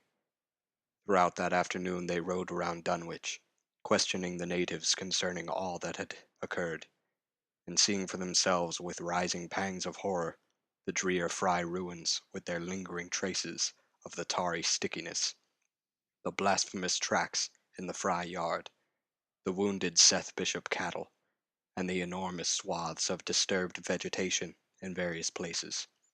The trail up and down Sentinel Hill seemed to Armitage of almost cataclysmic significance, and he looked long at the sinister altar-like stone on the summit. At length, the visitors, apprised of a party of state police, which had come from Aylesbury that morning in response to the first telephone reports of the Fry tragedy, decided to seek out the officers and compare notes as far as practicable. This, however, they found more easily planned than performed, since no sign of the party could be found in any direction. There had been 5 of them in a car, but now the car stood empty near the ruins in the Fry yard. The natives, all of whom had talked with the policeman, seemed at first as perplexed as Armitage and his companions. Then old Sam Hutchins thought of something and turned pale, nudging Fred Farr and pointing to the dank, deep hollow that yawned close by. "God," he gasped, "I tell 'em not to go down into the glen, and I never thought nobody'd do it with them tracks and the smell and the whippoorwills a-screechin' down there in the dark o' noonday." A cold shudder ran through natives and visitors alike, and every ear seemed strained in a kind of instinctive, unconscious listening. Armitage, now that he had actually come upon the horror and its monstrous work, trembled with the responsibility he felt to be his. Night would soon fall, and it was then that the mountainous blasphemy lumbered upon its eldritch course. Negotium parabolans in tenebris. The old librarian rehearsed the formulae he had memorized, and clutched the paper containing the alternative one he had not memorized. He saw that his electric flashlight was in working order. Rice, beside him, took from a valise a metal sprayer of the sort used in combating insects, while Morgan uncased the big game rifle, on which he relied despite his colleague's warnings that no material weapon would be of help. Armitage, having read the hideous diary, knew painfully well what kind of a manifestation to expect, but he did not add to the fright of the Dunwich people by giving any hints or clues. He hoped that it might be conquered without any revelation to the world of the monstrous thing it had escaped. As the shadows gathered, the natives commenced to disperse homeward, anxious to bar themselves indoors despite the present evidence that all human locks and bolts were useless before a force that could bend trees and crush houses when it chose. They shook their heads at the visitors' plan to stand guard at the Fry ruins near the glen, and as they left, had little expectancy over seeing the watchers again. There were rumblings under the hills that night, and the whippoorwills piped threateningly. Once in a while a wind, sweeping up out of Cold Spring Glen, would bring a touch of ineffable fetor to the heavy night air, such a fetor as all 3 of the watchers had smelled once before, when they stood above a dying thing that had passed for 15 years and a half as a human being. But the looked-for terror did not appear. Whatever was down there in the glen was biding its time, and Armitage told his colleagues it would be suicidal to try to attack it in the dark. Morning came wanly, and the night sounds ceased. It was a gray, bleak day, with now and then a drizzle of rain, and heavier clouds seemed to be piling themselves up beyond the hills to the northwest. The men from Arkham were undecided what to do. Seeking shelter from the increasing rainfall beneath one of the few undestroyed Fry outbuildings, they debated the wisdom of waiting, or of taking the aggressive, and going down into the glen in quest of their nameless, monstrous quarry. The downpour waxed in heaviness, and distant peals of thunder sounded from far horizons. Sheet lightning shimmered, and then a forky bolt flashed near at hand, as if descending into the accursed glen itself. The sky grew very dark, and the watchers hoped that the storm would prove a short, sharp one, followed by clear weather. It was still gruesomely dark when, not much over an hour later, a confused babble of voices sounded down the road. Another moment brought to view a frightened group of more than a dozen men, running, shouting, and even whimpering hysterically. Someone in the lead began sobbing out words, and the Arkham men started violently when those words developed a coherent form. "Oh my God," the voice choked out. "It's a-going again, and this time by day. It's out. It out and moving this very minute, and only the Lord knows when it'll be on us all." The speaker panted into silence, but another took up his message. "Nigh on an hour ago, Zeb Whateley, he'd heard the phone a-ringing, and it was Miss Corey, George's wife, that lives down by the junction. She says the hired boy, Luther, was out driving in the cows from the storm out of the big bolt, when he sees all the trees a-bending at the mouth of the glen, opposite side to this, and smelt the same awful smell like he smelt when he found the big tracks last Monday morning. And she says, he says, they was a swishing, lapping sound, more nor what the bending trees and bushes could make. And all of a sudden, the trees along the road begun to get pushed one side, and they was an awful stomping and splashing in the mud. But mind ye, Luther he didn't see nothing at all, only just the bending trees and underbrush. Then, far ahead, where Bishop's Brook goes under the road, he heard an awful creaking and straining on the bridge, and says he could tell the sound o' wood a-starting to crack and split. And all the whiles he never seen a thing, only them trees and bushes a-bending. And when the swishing sound got very far off, on the road towards Wizard Whiteley's and Sentinel Hill, Luther he had the guts to step up where he'd heard it first, and look at the ground. It was all mud and water, and the sky was dark, and the rain was whipping out all tracks about as fast as could be, but beginning at the glen mouth, where the trees had moved, they was still some of them awful prints as bars like he seen on Monday. At this point, the first excited speaker interrupted. "But that ain't the trouble now. That was only the start. Zeb here was calling folks up, and everybody was a-listening in when a call from Seth Bishop's cut in. His housekeeper, Sally, was carrying on fit to kill. She just seed the trees a-bending beside the road, and says they was a kind of mushy sound, like an elephant puffing and treading a-heading for her house. Then she up and spoke suddenly of a fearful smell, and says her boy Chauncey was a-screaming, as how it was just like what he smelt up into the Whately ruins Monday morning, and the dogs was all a-barking and whining awful. Then she let out a terrible yell, and says the shed down the road had just caved in like the storm had blowed it over, only the wind wasn't strong enough to do that. Everybody was a-listening, and we could hear lots of folks on the wire a-gasping. All to once Sally she yelled again, and says the front yard picket fence had just crumbled up, though there wasn't no sign of what done it. Then everybody on the line could hear Chancey and old Seth Bishop a-yelling too, and Sally was shrieking out that something heavy had struck the house, not lightin' nor nothing, but something heavy agin the front. It kept a-launching itself again and again, though he couldn't see nothing out the front windows, and then. Lines of fright deepened on every face, and Armitage, shaken as he was, had barely poise enough to prompt the speaker. And then Sally she yelled out, "Oh, help! The house is a-caving in!" And on the wire we could hear a terrible crashing, and a whole flock a-screaming, just like when Elver Fry's place was took, only worse. The man paused, and another of the crowd spoke. "That's all.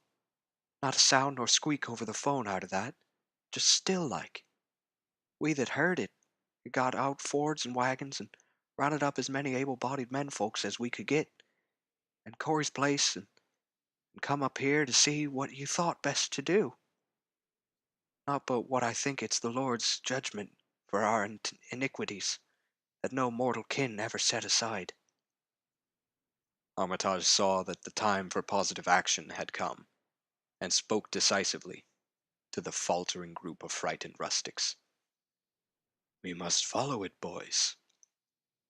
He made his voice as reassuring as possible. "I believe there's a chance of putting it out of business. You men know that those Whateleys were wizards. Well, this thing is a thing of wizardry, and must be put down by the same means. I've seen Wilbur Whateley's diary, and read some of the strange old books he used to read, and I think I know the right kind of spell to recite to make the thing fade away. Of course, one can't be sure, but we can always take a chance. It's invisible. I knew it would be. But there's a powder in this long-distance sprayer that might make it show up for a second. Later on, we'll try it. It's a frightful thing to have alive, but it isn't as bad as what Wilbur would have let in if he'd lived longer. You'll never know what the world has escaped. Now we've only this one thing to fight, and it can't multiply. It can, though, do a lot of harm. So we mustn't hesitate to rid the community of it. We must follow it. And the way to begin is to go to the place that has just been wrecked. Let somebody lead the way. I don't know your roads very well, but I've an idea there might be a shorter cut across lots. How about it?" The men shuffled about a moment. Then Earl Sawyer spoke softly, pointing with a grimy finger through the steadily lessening rain. "I guess you can get to Seth Bishop's quickest by cutting across the lower medder here, wading the brook at the low pace, and climbing through Carrier's Mowen and the timber lot beyond. That comes out on the upper rud, mighty nigh Seth's, a little to the other side." Armitage, with Rice and Morgan, started to walk in the direction indicated, and most of the natives followed slowly. The sky was growing lighter, and there were signs that the storm had worn itself away. When Armitage inadvertently took a wrong direction, Joe Osborne warned him, and walked ahead to show the right one. Courage and confidence were mounting, though the twilight of the almost perpendicular wooded hill which lay toward the end of their short cut, and among whose fantastic ancient trees they had to scramble as if up a ladder, put these qualities to a severe test. At length they emerged on a muddy road to find the sun coming out. They were a little beyond the Seth Bishop place, but bent trees and hideously unmistakable tracks showed what had passed by. Only a few moments were consumed in surveying the ruins just around the bend. It was the Fry incident all over again, and nothing dead or living was found in either of the collapsed shells which had been the Bishop house and barn.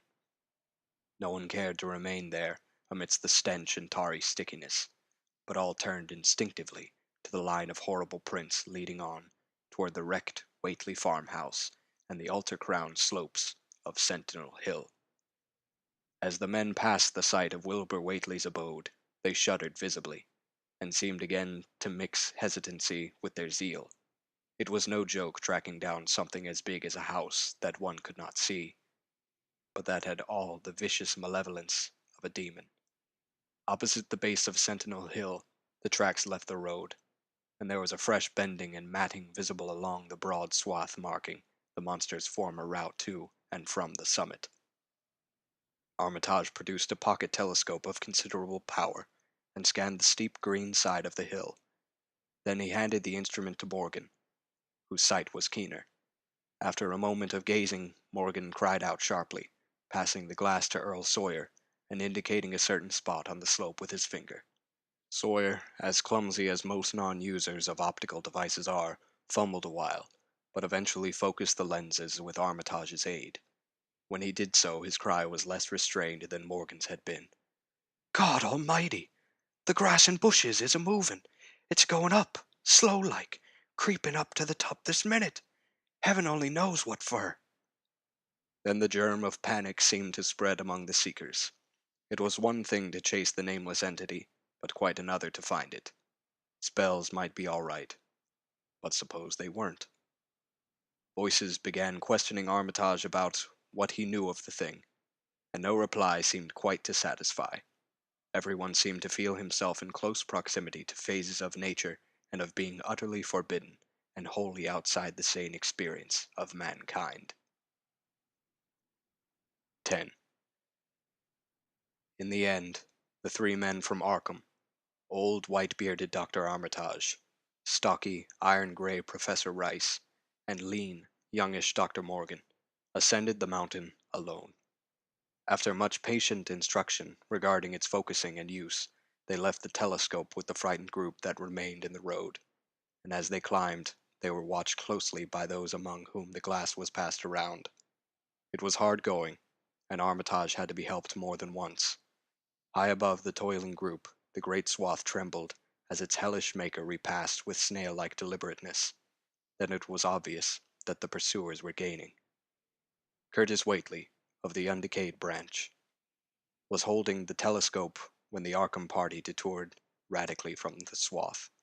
He told the crowd that the men were evidently trying to get to a subordinate peak which overlooked the swath at a point considerably ahead of where the shrubbery was now bending. This, indeed, proved to be true, and the party were seen to gain the minor elevation only a short time after the invisible blasphemy had passed it. Then Wesley Corey, who had taken the glass, cried out that Armitage was adjusting the sprayer which Rice held, and that something must be about to happen. The crowd stirred uneasily, recalling that this sprayer was expected to give the unseen horror a moment of visibility. 2 or 3 men shut their eyes, but Curtis Whateley snatched back the telescope and strained his vision to the utmost. He saw that Rice, from the party's point of advantage above and behind the entity, had an excellent chance of spreading the potent powder with marvelous effect. Those without the telescope saw only an instant's flash of gray cloud, a cloud about the size of a moderately large building near the top of the mountain. Curtis, who had held the instrument, dropped it with a piercing shriek into the ankle-deep mud of the road. He reeled and would have crumpled to the ground had not 2 or 3 others seized and steadied him. All he could do was moan, half inaudibly, "Oh, oh, great God! That! That!" There was a pandemonium of questioning, and only Henry Wheeler thought to rescue the fallen telescope and wipe it clean of mud. Curtis was past all coherence, and even isolated replies were almost too much for him. "Bigger'n a barn. All made of squirm and ropes. Whole thing sort of shaped like a hen's egg, bigger'n anything, with dozens of legs like hogsheads that half shut up when they step. Nothing solid about it, all like jelly, and made of separate wriggling ropes pushed close together. Great bulging eyes all over it. 10 or 20 mouths or trunks a-sticking out all along the sides, big as stovepipes, and all a-tossin' and opening and shutting, all gray with kinder blue or purple rings. And God in heaven, that half face on top." This final memory, whatever it was, proved too much for poor Curtis, and he collapsed completely before he could say more. Fred Farr and Will Hutchins carried him to the roadside and laid him on the damp grass. Henry Wheeler, trembling, turned the rescued telescope to the mountain to see what he might. Through the lenses were discernible 3 tiny fingers, apparently running toward the summit as fast as the steep incline allowed. Only these, nothing more. Then everyone noticed a strangely unseasonable noise in the deep valley behind, and even in the underbrush of Sentinel Hill itself. It was the piping of unnumbered whippoorwills, and in their shrill chorus there seemed to lurk a note of tense and evil expectancy. Earl Sawyer now took the telescope and reported the 3 figures as standing on the topmost ridge, virtually level with the altar stone, but at a considerable distance from it. One figure, he said, seemed to be raising its hands above its head at rhythmic intervals, and as Sawyer mentioned the circumstance, the crowd seemed to hear a faint, half-musical sound from the distance, as if a loud chant were accompanying the gestures.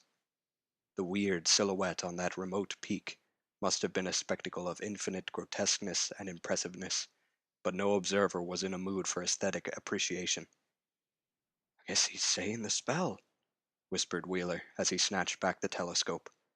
The whippoorwills were piping wildly, and in a singularly curious, irregular rhythm, quite unlike that of the visible ritual. Suddenly, the sunshine seemed to lessen without the intervention of any discernible cloud.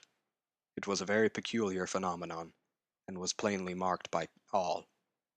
A rumbling sound seemed brewing beneath the hills, mixed strangely with a concordant rumbling which clearly came from the sky. Lightning flashed aloft, and the wondering crowd looked in vain for the portents of storm. The chanting of the men from Arkham now became unmistakable, and Wheeler saw through the glass that they were all raising their arms in the rhythmic incantation. From some farmhouse far away came the frantic barking of dogs. The change in the quality of the daylight increased, and the crowd gazed about the horizon in wonder. A purplish darkness, born of nothing more than a spectral deepening of the sky's blue, pressed down upon the rumbling hills. Then the lightning flashed again, somewhat brighter than before, and the crowd fancied that it had showed a certain mistiness around the altar stone on the distant height. No one, however, had been using the telescope at that instant.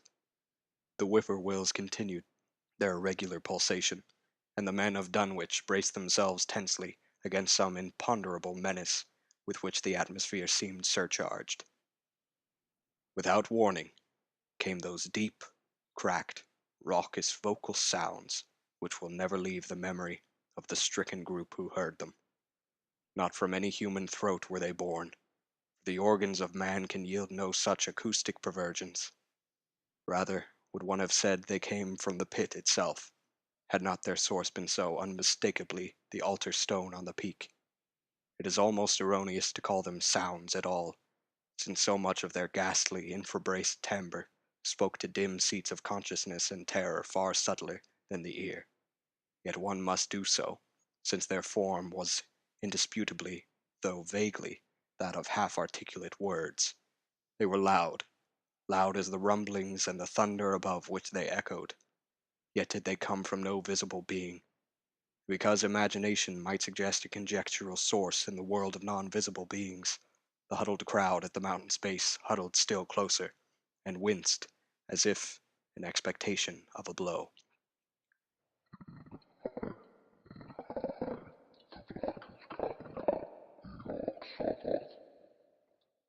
Rang the hideous croaking out of space.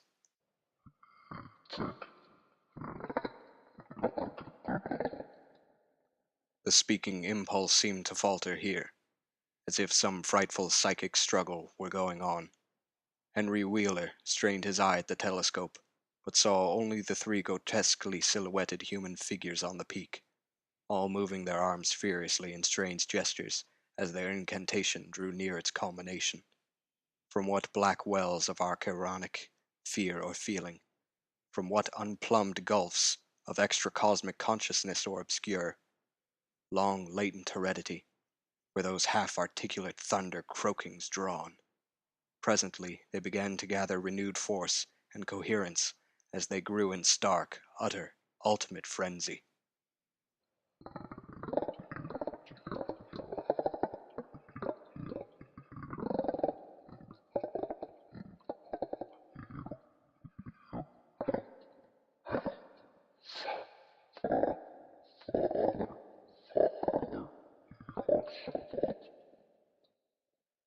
But that was all.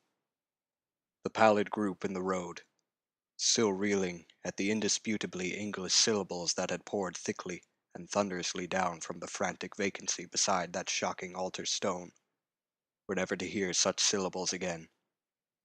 Instead, they jumped violently at the terrific report, which seemed to rend the hills, the deafening, cataclysmic peal whose source, be it inner earth or sky, no hearer was ever able to place. A single lightning bolt shot from the purple zenith to the altar stone, and a great tidal wave of viewless force and indescribable stench swept down from the hill to all the countryside. Trees, grass, and underbrush were whipped into a fury, and the frightened crowd at the mountain's base, weakened by the lethal fetter that seemed about to asphyxiate them, were almost hurled off their feet. Dogs howled from the distance. Green grass and foliage wilted to a curious, sickly yellow-gray, and over field and forest were scattered the bodies of dead whippoorwills. The stench left quickly, but the vegetation never came right again. To this day, there is something queer and unholy about the growths on and around that fearsome hill. Curtis Whateley was only just regaining consciousness when the Arkham men came down slowly from the mountain in the beams of a sunlight once more brilliant and untainted. They were grave and quiet, and seemed shaken by memories and reflections even more terrible than those which had reduced the group of natives to a state of cowed quivering. In reply to a jumble of questions, they only shook their heads and reaffirmed one vital fact. "The thing has gone forever," Armitage said. "It has been split up into what it was originally made of, and can never exist again. It was an impossibility in a normal world. Only the least fraction was really matter in any sense we know. It was like its father, and most of it has gone back to him in some vague realm or dimension outside our material universe, some vague abyss out of which only the most accursed rites of human blasphemy could have ever called him for a moment on the hills." There was a brief silence, and in that pause the scattered senses of poor Curtis Whateley began to knit back into a sort of continuity, so that he put his hands to his head with a moan. Memory seemed to pick itself up where it had left off, and the horror of the sight that had prostrated him burst in upon him again. Oh my God! That half-face! That half-face on top of it! That face with the red eyes and crinkly albino hair and no chin, like the Whateleys! It was a octopus, centipede, spidery kind of thing. But they was a half-shaped man face on top of it, and it looked like Wizard Whately's, only it was yards and yards across. He paused, exhausted, as the whole group of natives stared in a bewilderment not quite crystallized into fresh terror. Only old Zebulon Whateley, who wanderingly remembered ancient things, but who had been silent heretofore, spoke aloud. "15 year gone," he rambled. "I heerd old Whately say how some day we'd hear a child of Lavinia's a-callin' its father's name on the top of Sentinel Hill." But Joe Osborne interrupted him to question the Arkham man anew. "What was it, anyhow? And however did young Wizard Whateley call it out of the air it come from?" Armitage chose his words very carefully. "It was, well, it was mostly a kind of force that doesn't belong in our part of space. A kind of force that acts and grows and shapes itself by other laws than those of our sort of nature. We have no business calling in such things from outside, and only very wicked people and very wicked cults ever try to. There was some of it in Wilbur Whateley himself, enough to make a devil and a precocious monster of him, and to make his passing out a pretty terrible sight. I'm going to burn his accursed diary, and if you men are wise you'll dynamite that altar stone up there, and pull down all the rings of standing stones on the other hills. Things like that brought down the beings those Whateleys were so fond of. The beings they were going to let in tangibly to wipe out the human race, and drag the earth off to some nameless place for some nameless purpose. But as to this thing we've just sent back, the Whateleys raised it for a terrible part in the doings that were to come. It grew fast and big, from the same reason that Wilbur grew fast and big. But it beat him because it had a greater share of the outsideness in it. You needn't ask how Wilbur called it out of the air. He didn't call it out. It was his twin brother, but it looked more like the father than he did.